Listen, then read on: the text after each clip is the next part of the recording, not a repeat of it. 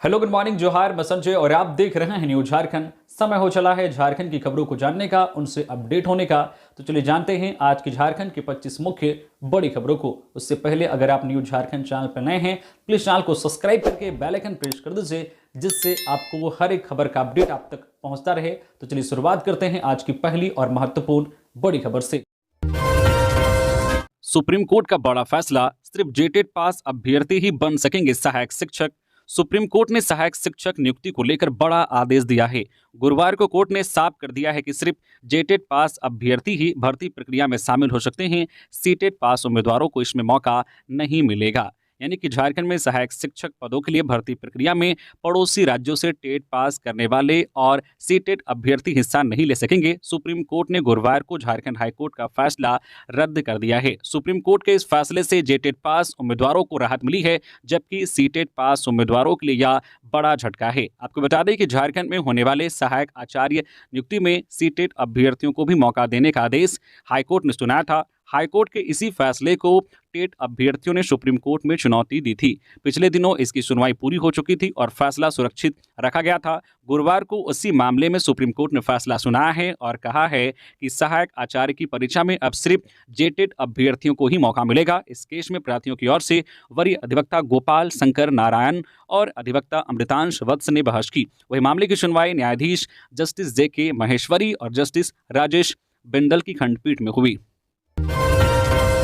झारखंड में मैया को सम्मान, आंगनबाड़ी बच्चे पालने वाली सेविकाओं पर नहीं है सरकार का ध्यान, आंदोलन का हुआ ऐलान। झारखंड में इन दिनों एक आंख में काजल और एक आंख में सुरमा वाली कहावत चर्चा का केंद्र है, क्योंकि एक तरफ 18 साल से 50 साल तक की युवती महिलाओं को बिना काम कराए सरकार मैया सम्मान योजना के तहत 2500 रुपये प्रति माह दिया जा रहा है, तो दूसरी तरफ आंगनबाड़ी केंद्रों में 3 से 5 साल तक के बच्चों को पोषण युक्त आहार के साथ शिक्षा देकर राज्य की बुनियाद मजबूत कर रही राज्य की सेविकाओं और सहायिकाओं को अपनी मेहनत के पैसे के लिए दर दर की ठोकरें खानी पड़ रही है। आंगनबाड़ी केंद्रों में काम करने वाली सेविकाओं और सहायिकाओं को पिछले 6 माह से केंद्र सरकार की ओर से मिलने वाला मानदेय बकाया है। इसके लिए राज्य सरकार को जिम्मेदार ठहराते हुए 24 फरवरी से शुरू हो रहे बजट सत्र के दौरान विधानसभा घेराव का ऐलान किया गया है। आंगनबाड़ी वर्कर्स यूनियन का दावा है कि इस आंदोलन में राज्य की 30 से 40 हजार सेविकाएं सहायिकाएं शामिल होंगी। बच्चे पर गिरा 11,000 वोल्ट का जर्जर तार, खेलने के दौरान बिजली का तार टूटकर गिरा, बच्चे की स्थिति गंभीर। झारखंड के गिरिडीह जिले में बिजली विभाग की लापरवाही के कारण एक 11 वर्षीय मासूम की जिंदगी खतरे में पड़ गई। बेंगाबाद थाना क्षेत्र के बलगो गांव में निजाम अंसारी का पुत्र हुसनैन अंसारी स्कूल से लौटने के बाद पास के एक ईंट भट्ठे के निकट खेल रहा था। इसी दौरान अचानक उस पर 11,000 वोल्ट का जर्जर बिजली का तार टूट कर गिर गया। घटना के बाद आसपास के ग्रामीणों और परिजनों ने तत्काल बच्चे को बचाने का प्रयास किया, लेकिन तब तक उसका शरीर गंभीर रूप से झुलस चुका था। प्राथमिक उपचार के लिए उसे सदर अस्पताल ले जाया गया, जहां से गंभीर स्थिति को देखते हुए डॉक्टरों ने उसे बेहतर इलाज के लिए धनबाद रेफर कर दिया। स्थानीय लोगों का आरोप है कि इस दुर्घटना के लिए बिजली विभाग पूरी तरह से जिम्मेदार है। उन्होंने कई बार जर्जर तार को बदलने की मांग की थी, लेकिन विभाग ने कोई ध्यान नहीं दिया। आक्रोशित ग्रामीणों ने बच्चे के इलाज के लिए उचित मुआवजे की मांग की है।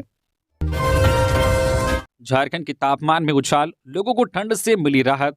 झारखंड के तापमान में उछाल के बाद कनकनी भरी ठंड से लोगों को राहत मिली है। अधिकतम और न्यूनतम तापमान में बढ़ोतरी हुई है। गुरुवार को झारखंड का न्यूनतम तापमान 8.9 डिग्री दर्ज किया गया, जबकि उच्चतम तापमान 31.7 डिग्री हो गया है। भारत मौसम विज्ञान विभाग ने यह जानकारी दी है। मौसम केंद्र रांची के प्रमुख अभिषेक आनंद ने कहा है कि आने वाले दिनों में अधिकतम और न्यूनतम तापमान में धीरे धीरे वृद्धि होगी, जिससे लोगों को ठंड से राहत मिलेगी। 3 दिन में झारखंड के न्यूनतम तापमान में 3 से 4 डिग्री तक की वृद्धि होने की संभावना है। इसके बाद इसमें कोई बड़ा बदलाव आने की संभावना नहीं है। मौसम केंद्र रांची की ओर से जारी वेदर रिपोर्ट में बताया गया है कि पिछले 24 घंटे के दौरान राजधानी रांची का अधिकतम तापमान 2.9 डिग्री बढ़कर 27.5 डिग्री सेंटीग्रेड हो गया है, जबकि न्यूनतम तापमान में 2.8 डिग्री सेल्सियस की वृद्धि हुई है और यह 12.2 डिग्री सेंटीग्रेड हो गया है। जैक अध्यक्ष की नियुक्ति और छात्रवृत्ति के लिए आयशा ने अल्बर्ट एक्का चौक पर किया प्रदर्शन। शहादत दिवस पर महात्मा गांधी को आयशा ने याद करते हुए रांची के अल्बर्ट एक्का चौक पर प्रदर्शन किया। मौके पर आयशा राज्य सचिव त्रिलोकीनाथ ने कहा है कि झारखंड राज्य के छात्रों को दी जाने वाली पोस्ट मैट्रिक छात्रवृत्ति का भुगतान लंबित है। साथ ही इस वर्ष की छात्रवृत्ति का वितरण भी प्रारंभ नहीं हो पाया है। जैसा कि आप जानते हैं कि झारखंड राज्य एक पिछड़ा हुआ क्षेत्र है और यहाँ के अधिकांश छात्र छात्राएं छात्रवृत्ति के माध्यम से ही अपनी पढ़ाई जारी रख पाते हैं। वहीं दूसरी ओर जैक के अध्यक्ष और उपाध्यक्ष पदों के रिक्त होने के कारण लाखों छात्रों का कार्य प्रभावित हो रहा है। बोर्ड की परीक्षा कुछ ही दिनों में होने वाली है, लेकिन अभी तक एडमिट कार्ड जारी नहीं हो पाया है, जिससे छात्र मानसिक रूप से परेशान हैं। उनकी परीक्षा की तैयारी प्रभावित हो रही है। आयशा रांची की प्रभारी संजना मेहता ने कहा है कि छात्रों को उनके हक की छात्रवृत्ति शीघ्र भुगतान की जाए और जैक बोर्ड में अध्यक्ष और उपाध्यक्ष की नियुक्ति तत्काल की जाए। चतरा में हथियार के साथ टीपीसी के 3 सदस्य गिरफ्तार। बड़ी घटना को अंजाम देने की थी योजना। पुलिस ने नक्सलियों पर शिकंजा कसते हुए बड़ी सफलता हासिल की है। चतरा पुलिस ने प्रतापपुर थाना क्षेत्र के बरसोत कला गांव स्थित दुरुकी नदी क्षेत्र से 3 शातिर प्रतिबंधित टीपीसी सदस्यों को गिरफ्तार किया है। इन सभी के पास से भारी मात्रा में अवैध हथियार बरामद किए गए हैं। एसपी विकास पांडे ने बताया है कि गुप्त सूचना मिली थी कि ये प्रतिबंधित टीपीसी सदस्य किसी बड़ी घटना को अंजाम देने की योजना बना रहे हैं। सूचना मिलते ही पुलिस ने तत्परता दिखाते हुए इलाके की घेराबंदी कर टीपीसी सदस्यों को धर दबोचा। एसपी ने बताया है कि प्रतिबंधित टीपीसी के गिरफ्तार सदस्यों में विकास कुमार यादव, जय कुमार उर्फ करीब और तस्लीम अंसारी शामिल हैं। तीनों पलामू जिले के रहने वाले हैं। गिरफ्तार सभी सदस्यों के पास से 2 देसी पिस्तौल, 1 देसी कट्टा, 4 जिंदा कारतूस, 2 खाली खोखा और 2 चोरी के मोबाइल बरामद की गई है। साथ ही पुलिस जांच में पता चला है कि गिरफ्तार इन लोगों पर पहले से कई संगीन मामले दर्ज हैं। ये सभी नक्सली संगठन टीएसपीसी से जुड़े रहे हैं। इनके खिलाफ विभिन्न थानों में लूट, हत्या का प्रयास, आर्म्स एक्ट और चोरी जैसे मामले दर्ज हैं। टायो फ्लैट के प्रभावित लोगों से मिलने पहुंचे डुमरी विधायक जयराम महतो। कहा, लोगों को बसाने के लिए करेंगे आंदोलन। डुमरी विधायक जयराम महतो गुरुवार को टाटा मैनेजमेंट कंपनी की बंद हो चुकी सहायक कंपनी टायो कंपनी के फ्लैट गिरने के मामले में प्रभावित लोगों से मिलने गम्हरिया पहुंचे। डुमरी विधायक जयराम महतो ने फ्लैट गिरने के बाद प्रभावित और सड़क पर रात गुजार रहे परिवारों से मुलाकात की और उन्हें हर संभव मदद का भरोसा दिलाया। इस मौके पर जयराम महतो ने टाटा प्रबंधन के अधिकारियों से फोन पर बात की और सड़क पर रात गुजार रहे परिवारों को तत्काल दूसरे फ्लैट में शिफ्ट करने का निर्देश दिया, जिस पर टाटा प्रबंधन के अधिकारियों ने इनकार कर दिया। विधायक जयराम महतो ने घटनास्थल से ही सरायकेला के उपायुक्त रविशंकर शुक्ला को फोन कर प्रभावित परिवारों को तुरंत उचित तरीके से व्यवस्थित करने को कहा, जिस पर उपायुक्त ने कहा है कि मामला संज्ञान में है और गम्हरिया अंचल अधिकारी को परिवारों को वहां से हटाकर दूसरे मकान में शिफ्ट करने की प्रक्रिया जल्द पूरी करने का निर्देश दिया गया है। महात्मा गांधी की पुण्यतिथि पर बापू वाटिका में मुख्यमंत्री हेमंत सोरेन ने दी श्रद्धांजलि। राष्ट्रपिता महात्मा गांधी की पुण्यतिथि के मौके पर गुरुवार को रांची के मोरहाबादी स्थित बापू वाटिका में पहुंचकर मुख्यमंत्री हेमंत सोरेन सहित तमाम लोगों ने उन्हें श्रद्धांजलि दी। बापू वाटिका में श्रद्धांजलि देने के बाद महात्मा गांधी के प्रिय भजन का भी मुख्यमंत्री सहित तमाम अधिकारियों ने आनंद उठाया। स्थानीय कलाकारों द्वारा गाए जा रहे भजन में लोग मंत्रमुग्ध नजर आए। राष्ट्रपिता को श्रद्धांजलि देने के बाद मुख्यमंत्री हेमंत सोरेन ने कहा कि आज महात्मा गांधी हमारे बीच नहीं हैं, फिर भी उनके विचार हमारे साथ हैं। उनकी पुण्यतिथि के मौके पर हम सब श्रद्धा सुमन अर्पित कर रहे हैं। मुख्यमंत्री हेमंत सोरेन ने कहा कि राष्ट्रपिता भारत नहीं पूरे दुनिया के लिए एक प्रेरणा सूत्र हैं और हमें गर्व है कि यह देश में ऐसे महान विभूतियों का रहा है जिनके विचारों को आज भी अनुसरण किया जाता है। कुंभ की भगदड़ में पूर्वी सिंहभूम के शिवराज गुप्ता का निधन। प्रयागराज कुंभ में पवित्र स्नान करने गए पूर्वी सिंहभूम जिले के मुशाबनी सुंदर नगर निवासी शिवराज गुप्ता का मंगलवार की रात लगभग 1:30 बजे भगदड़ में दबने से निधन हो गया। वह 58 वर्ष के थे। शिवराज गुप्ता पहले कोऑपरेटिव बैंक में कार्यरत थे। उनके निधन से उनकी पत्नी पूनम राज का बुरा हाल है। उनका बेटा शिवम राज बेंगलुरु में और बेटी स्वर्णराज दिल्ली में कार्यरत हैं। मृतक शिवराज गुप्ता की पत्नी पूनम राज ने बताया कि मुझे सुबह टीवी में समाचार देखकर पता चला कि कुंभ में भगदड़ मच गई है, जिसके बाद मैंने अपने पति को काफ़ी फ़ोन किया, उनके साथ गए लोगों को भी फ़ोन किया, लेकिन किसी ने फ़ोन नहीं उठाया। घबराकर मेरे पति के साथ गए मुशाबनी नंबर 1 शास्त्री नगर के रहने वाले राज सिन्हा की पत्नी सीमा सिन्हा को फ़ोन किया, तब उन्होंने बताया कि यह घटना घटित हुई है। पूनम सिन्हा ने बताया कि देर रात वहां अचानक भगदड़ हो गई, जिसमें सभी का एक दूसरे से हाथ छूट गया और शिवराज गुप्ता जमीन पर गिर गए। दबने और सांस रुकने के कारण उनकी मृत्यु हो गई। गोड्डा में नाबालिग से दुष्कर्म के बाद हत्या, मां ने कहा बेटी को जबरन घर से ले गया था, आरोपी फरार। झारखंड के गोड्डा जिले में नाबालिग लड़की के साथ रेप के बाद हत्या का मामला प्रकाश में आया है। घटना सुंदर पहाड़ी थाना क्षेत्र की है। लड़की के साथ दुष्कर्म के बाद जहर देकर उसकी हत्या कर दी गई। पीड़िता की मां ने अनवर अंसारी नामक युवक पर आरोप लगाया है। मृतका की मां के अनुसार आरोपी उनकी बेटी को जबरन घर से ले गया और उसके साथ दुष्कर्म किया। इसके बाद उसे जहरीला दवा खिलाकर मार डाला। घटना की सूचना मिलते ही सुंदर पहाड़ी थाना पुलिस मौके पर पहुंची और मामले की जांच शुरू कर दी। पुलिस ने शव को पोस्टमार्टम के लिए गोड्डा भेज दिया है। एसपी अनमेश नैथानी ने बताया है कि पीड़िता के परिजनों की शिकायत पर प्राथमिकी दर्ज की जा रही है। उन्होंने आश्वासन दिया है कि मामले की गहन जांच कर कानूनी कार्रवाई की जाएगी। पुलिस आरोपी की गिरफ्तारी के लिए छापेमारी कर रही है। दलमा में वापस लौट आया बाघ, गाय व बैल पर किया हमला। सरायकेला खारसमा जिले के चांडिल थाना क्षेत्र के तनकोचा जंगल में फिर बाघ आने की सूचना है। मिली जानकारी के अनुसार बाघ ने तनकोचा गांव के एक बैल और गाय पर हमला कर दोनों को गंभीर रूप से घायल कर दिया है। बैल के शरीर पर कई जगह बड़े बड़े नाखून के खरोच के निशान हैं, जबकि गले और पीछे के पैर में गंभीर जख्म भी हैं। बताया जा रहा है कि बुधवार की रात बाघ ने गाय और बैल पर हमला किया था। जंगल में बैल और गाय बाघ के चंगुल से किसी तरह बच निकले। इसी खबर क्षेत्र में फैलने के बाद गुरुवार को वनकर्मी ने तनकोचा पहुंचकर मामले की जांच भी की है। डीएफओ ने भी बाघ के दलमा वन क्षेत्र में होने की बात कही है। इधर दलमा वन क्षेत्र में बाघ के आने की खबर से लोगों में दहशत है। गुरुवार को लोग गाय बैल चराने जंगल की ओर नहीं गए।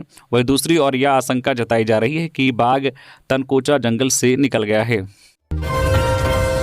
गिरिडीह में साइबर ठगी का बड़ा खुलासा। मातृत्व राशि का बैंक खाता बंद होने के नाम पर ठगी करने वाले 3 अपराधी गिरफ्तार। गिरिडीह पुलिस ने साइबर अपराध के खिलाफ बड़ी कार्रवाई करते हुए 3 साइबर अपराधियों को गिरफ्तार किया है। ये अपराधी गर्भवती महिलाओं को मातृत्व राशि का लाभ दिलाने और एयरटेल पेमेंट बैंक खाता बंद होने के नाम पर ठगी कर रहे थे। गिरिडीह के एसपी डॉक्टर विमल कुमार ने बताया है कि सूचना के आधार पर बेंगाबाद थाना क्षेत्र के फुरसोडी गांव में छापेमारी की गई। साइबर पुलिस उपाधीक्षक आबिद खान के नेतृत्व में गठित टीम ने 3 आरोपियों अदालत अंसारी, समीर अंसारी उर्फ इसाक अंसारी और शमशुद अंसारी को गिरफ्तार किया है। पूछताछ में आरोपियों ने स्वीकार किया है कि वे गर्भवती महिलाओं को फोन कर मातृत्व राशि का लाभ दिलाने का झांसा देते थे। साथ ही लोगों को एयरटेल पेमेंट बैंक का खाता बंद होने का डर दिखाकर ठगी करते थे। पुलिस ने आरोपियों के पास से 4 मोबाइल फोन और 5 सिम कार्ड बरामद किए हैं। छापेमारी करने पहुंची सीआईएसएफ टीम पर कोयला चोरों ने किया पथराव, हुई 2 राउंड फायरिंग, महिला कांस्टेबल घायल। धनबाद जिले के बीसीसीएल लोधना एरिया 10 के घनवाडी ओपी क्षेत्र के कुजामा आउटसोर्सिंग पर कोयला चोरों ने पथराव किया है। छापेमारी के लिए सीआईएसएफ की टीम पहुंची थी। इसी दौरान यह घटना हुई। कोयला चोरों को आक्रामक होता देख सीआईएसएफ ने खुद को बचाने के लिए 2 राउंड फायरिंग की, जिसके बाद सभी कोयला चोर मौके से भाग निकले। सीआईएसएफ की छापेमारी टीम में शामिल एक महिला कांस्टेबल भी घायल हुई है। छापेमारी टीम में शामिल सीआईएसएफ अधिकारी ने बताया है कि आउटसोर्सिंग माइन से कोयला चोरी की शिकायत मिली थी, जिसके आलोक में सीआईएसएफ की टीम छापेमारी के लिए पहुंची थी। सीआईएसएफ की टीम को देख कोयला चोरों ने पथराव कर दिया। उन्होंने बताया कि कुछ लोगों ने माइंस का रास्ता भी जाम कर दिया। उसके बाद पास की बस्ती से पूरी भीड़ जुटाई गई। लोग काफी आक्रामक दिख रहे थे। सड़क खाली कराने के लिए हवाई फायरिंग की गई, जिसके बाद लोग भाग निकले। जंगली हाथी ने बुजुर्ग को कुचला, हुई मौत। रांची के बेड़ू लापुंग थाना क्षेत्र के कंडरकेल गांव के झोगेड़ नाला के पास बुधवार रात जंगली हाथियों के हमले में एक बुजुर्ग व्यक्ति की मौत हो गई। मृतक की पहचान 78 वर्षीय मोगो मांझी के रूप में हुई है, जो कुरकुरिया सखुआ टोली के निवासी थे। मृतक मोगो मांझी अकेले ही रहते थे, जबकि उनके परिवार के सदस्य पास के इलाके में मजदूरी करते थे। मोगो घर में नहीं रहते थे और खेत में एक अस्थायी झोपड़ी नुमा कुटिया बनाकर उसमें रहते थे। बताया जाता है कि रात के समय 2 जंगली हाथियों ने मोगो को कुचलकर उसकी जान ले ली। Jamshedpur local trailer owner association ने 12 फरवरी से चाबी छोड़ो भूख हड़ताल का किया ऐलान। Jamshedpur local trailer owner association द्वारा एक बार फिर चालकों के समस्याओं को लेकर आगामी 12 फरवरी से चाबी छोड़ो भूख हड़ताल का ऐलान कर दिया गया है। यूनियन के द्वारा इसको लेकर एक बैठक की गई, जिसके उपरांत एक वार्ता के दौरान इसकी जानकारी दी गई।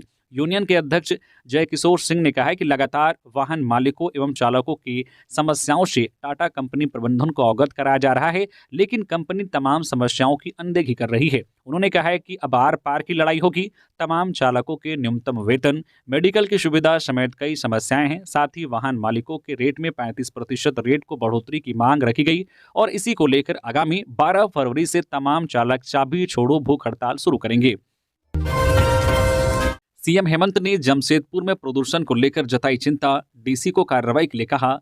सीएम हेमंत सोरेन ने जमशेदपुर में वायु प्रदूषण को लेकर चिंता जाहिर की है। पूर्व विधायक कुणाल सारंगी ने इस मुद्दे को उजागर करते हुए सोशल मीडिया एक्स पर एक पोस्ट लिखा है। सीएम हेमंत सोरेन ने इसका संज्ञान लिया और जमशेदपुर डीसी को बढ़ते प्रदूषण के खिलाफ सख्त कदम उठाने के लिए आदेश जारी किया है। सारंगी ने अपने पोस्ट में कहा है कि जमशेदपुर शहर की हवा में प्रदूषण खतरनाक स्तर तक पहुंच चुका है, लेकिन इससे लेकर जागरूकता फैलाने के लिए कोई सार्वजनिक सूचना बोर्ड नहीं लगाया गया है। ट्वीट में टाटा स्टील और टाटा ग्रुप से कहा गया है कि इस गंभीर स्थिति पर जवाब दे। ट्वीट में यह भी आरोप लगाया गया है कि सार्वजनिक स्थलों पर केवल तापमान और नमी दिखाने के लिए बोर्ड लगाए गए हैं, जबकि प्रदूषण के स्तर की जानकारी देने वाला कोई डिस्प्ले नहीं है। सारंगी की ओर से इस मामले में मुख्यमंत्री हेमंत सोरेन से सख्त कार्रवाई की मांग की गई है। साथ ही पूर्वी सिंहभूम के उपायुक्त से अपील की गई है कि वे इस बेहद अस्वस्थ स्थिति की जांच करें और आवश्यक कदम उठाएं। रांची डीसी मंजूनाथ भजंत्री से टाना भक्तों ने की मुलाकात, जाति आवासीय प्रमाण पत्र बनाने की मांग।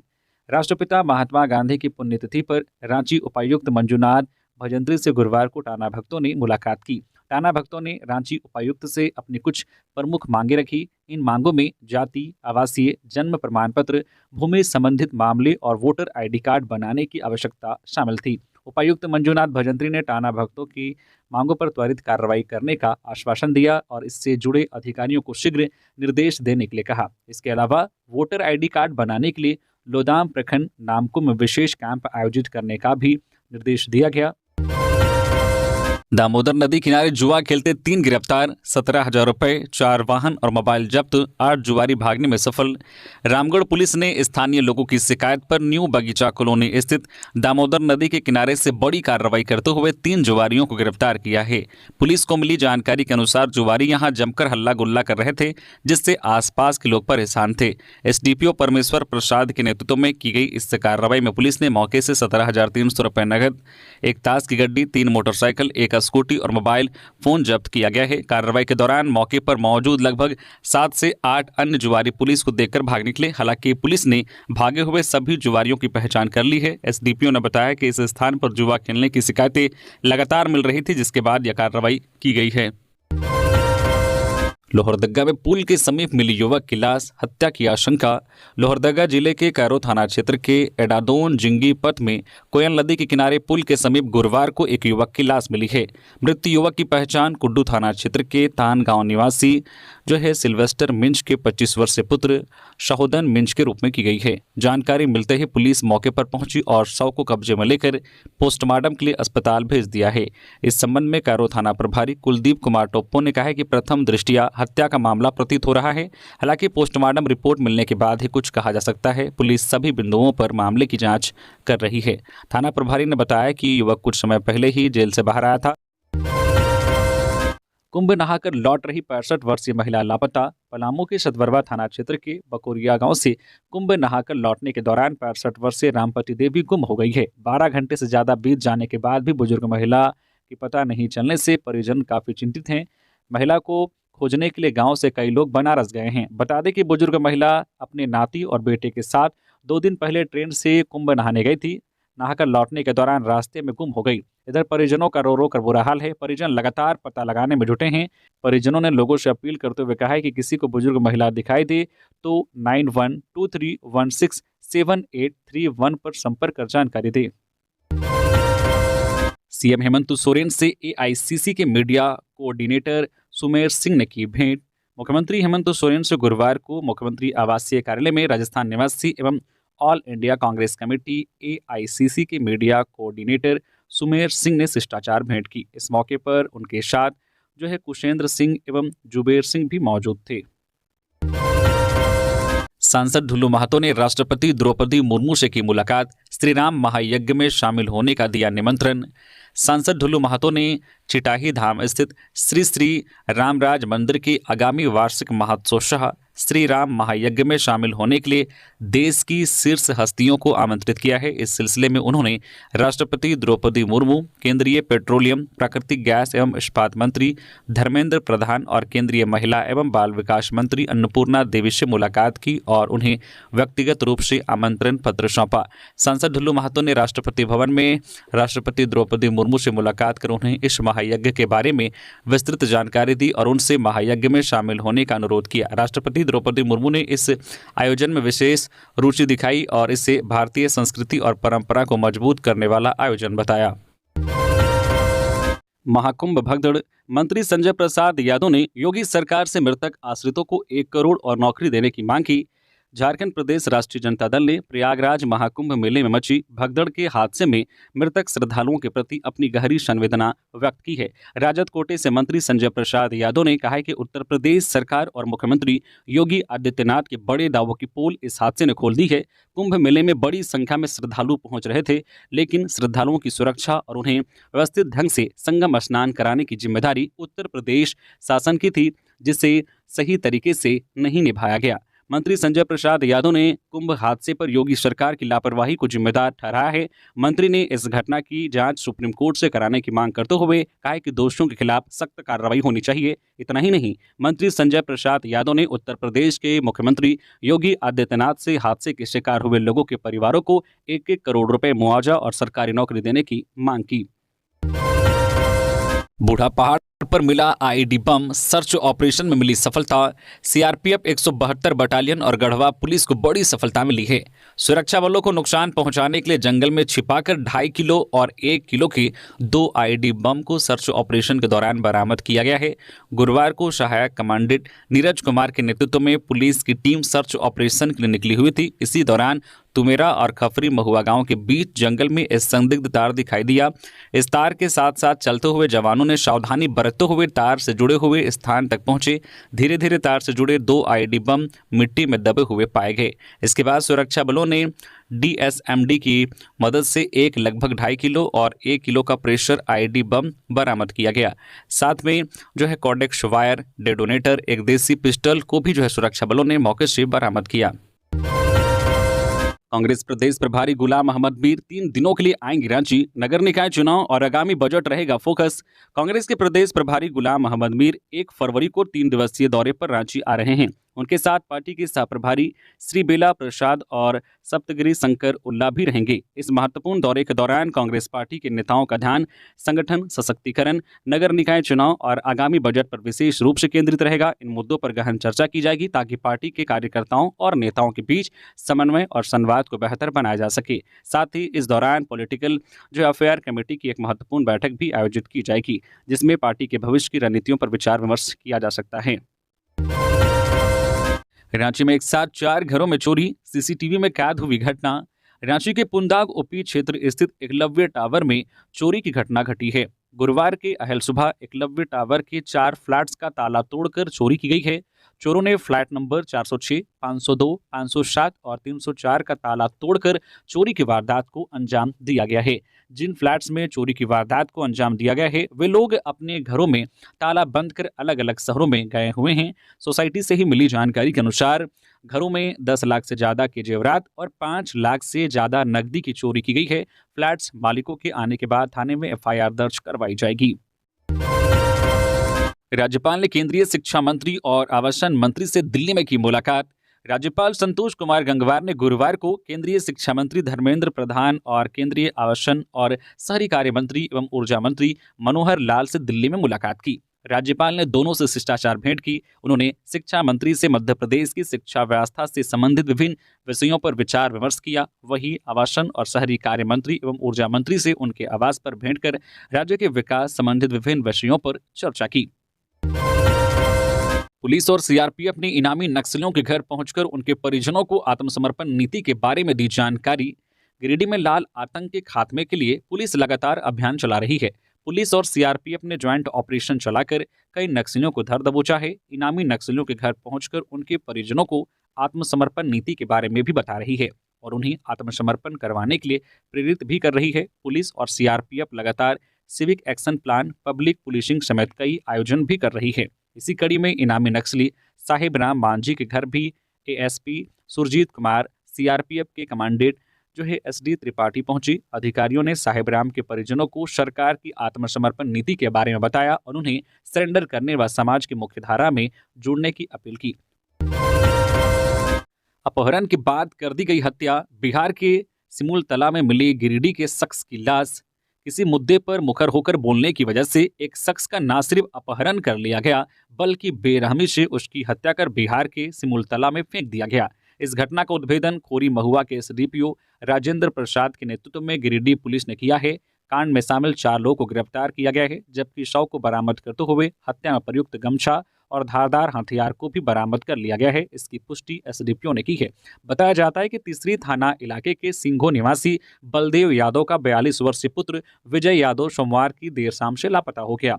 लापता होने की सूचना दूसरे दिन पुलिस को दी गई। वही युवक का अपहरण करने और उसकी हत्या किए जाने की आशंका व्यक्त करते हुए बुधवार को जिला परिषद सदस्य राजकुमार राउत और मुखिया हासिम अंसारी के नेतृत्व में लोग सड़क पर उतर आए।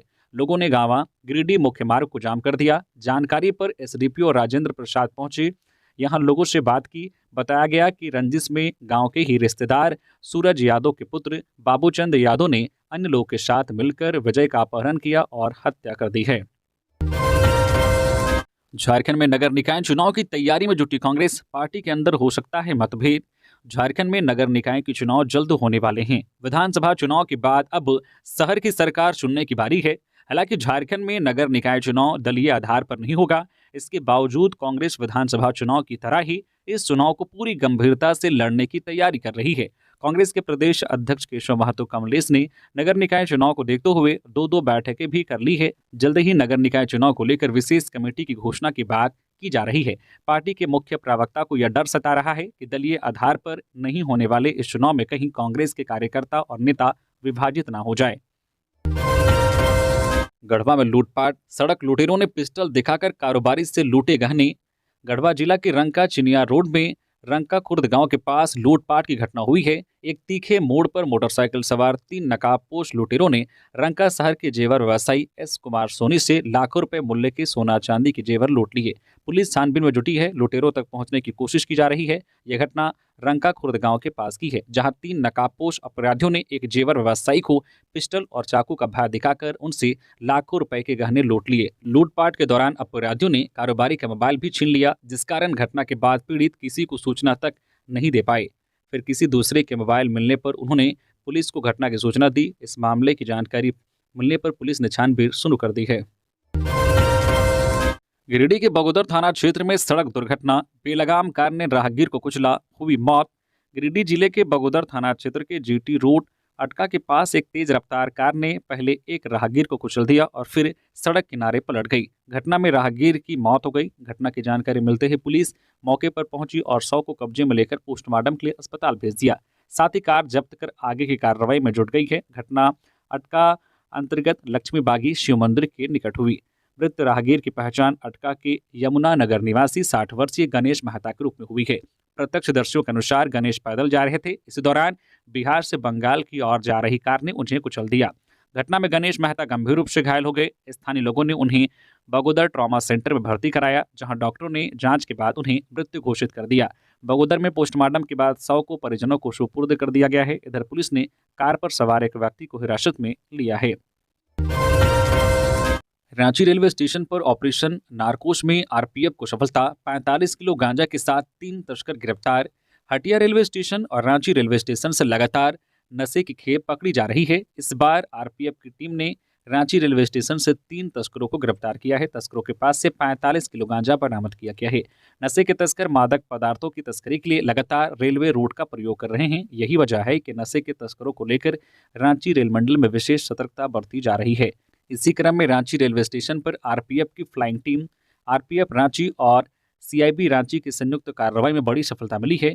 आरपीएफ की ओर से दी गई जानकारी के अनुसार रांची स्टेशन के प्लेटफॉर्म नंबर 1 पर ओवरब्रिज के नीचे 3 संदिग्ध व्यक्तियों को बैठा देखा गया। तीनों के पास से बड़े बड़े बैग थे। संदेह होने पर इन तीनों व्यक्तियों को हिरासत में लिया गया। तलाशी के दौरान तीनों के पास से बैग में रखे 45 किलो गांजा बरामद किया गया है।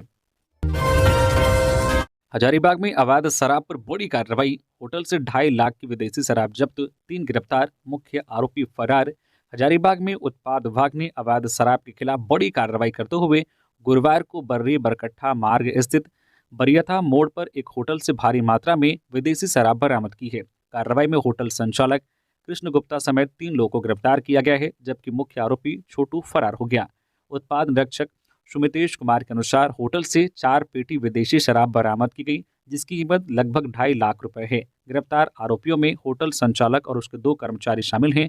पूछताछ में पता चला है कि मुख्य आरोपी छोटू होटल में अवैध शराब की आपूर्ति करता था। हेमंत सरकार ने शुरू की बिजली विभाग में नियुक्ति प्रक्रिया, इन पदों के लिए विज्ञापन जारी। झारखंड हाईकोर्ट की खंडपीठ, जिसमें chief justice MS Ramchandra Rao और जस्टिस दीपक रोशन शामिल हैं, ने ऊर्जा विभाग के निगमों में MD सहित अन्य पदों पर नियुक्ति प्रक्रिया को लेकर दायर याचिका पर सुनवाई की। सुनवाई के दौरान सरकार की ओर से जानकारी दी गई है कि रिक्त पदों पर नियुक्ति की प्रक्रिया शुरू कर दी गई है और इसके लिए विज्ञापन भी जारी कर दिया गया है। अदालत ने इस बयान को रिकॉर्ड में लेते हुए निर्देश दिया है कि नियुक्ति प्रक्रिया पूरी होने के बाद सरकार कोर्ट को सूचित करे। इस मामले की अगली सुनवाई जून में होगी। तो ये थी झारखंड की टॉप बड़ी खबरें। इसी तरह से झारखंड की हर एक छोटी बड़ी खबर देखने के लिए प्लीज न्यूज झारखंड चैनल को सब्सक्राइब करके बेल आइकन प्रेस कर दीजिए, जिससे आपके पास झारखंड की हर एक छोटी बड़ी खबर का अपडेट आप तक पहुंचता रहे। तो अभी के लिए बस इतना ही, हमें दीजिए इजाजत, फिर मिलते हैं नेक्स्ट खबरों के साथ। धन्यवाद।